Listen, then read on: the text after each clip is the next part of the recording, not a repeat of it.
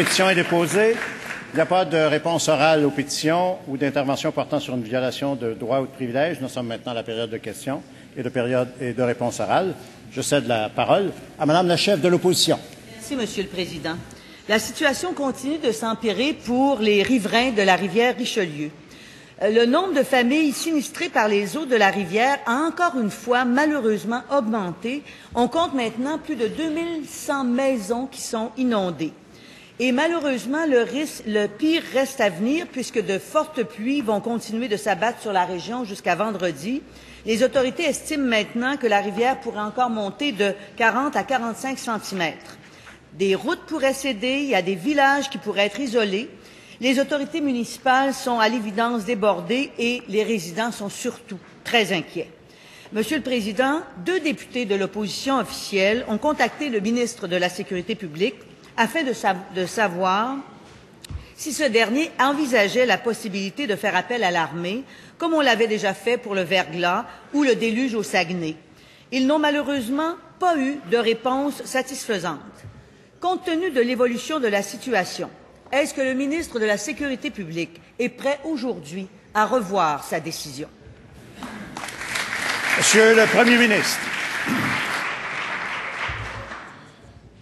Je remercie la chef de l'opposition officielle pour la question et lui dire que nous partageons son inquiétude et le ministre de la Sécurité publique a été sur le terrain. Il a été en contact avec ses collègues vis-à-vis de l'opposition et ses collègues également du côté ministériel. Notre première préoccupation, évidemment, et il faut le dire, c'est de protéger les vies humaines, s'assurer que les gens soient en sécurité.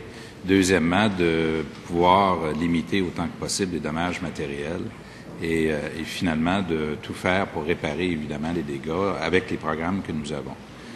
Monsieur le Président, nous sommes en contact avec les Forces armées canadiennes depuis la semaine dernière et nous allons effectivement demander aux Forces armées canadiennes d'intervenir avec nous. On le fera formellement, de manière à ce que nous puissions avoir les ressources humaines et matérielles sur le terrain pour venir en aide à la population. C'est des circonstances exceptionnelles. Des inondations comme ça, on n'a pas connu ça.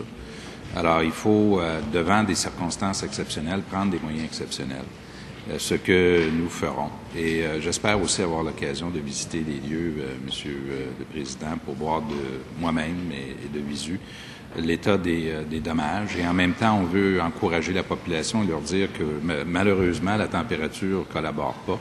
Mais tous les Québécois sont de cœur avec eux pour les aider à passer à travers cette période très difficile. Bravo, bravo.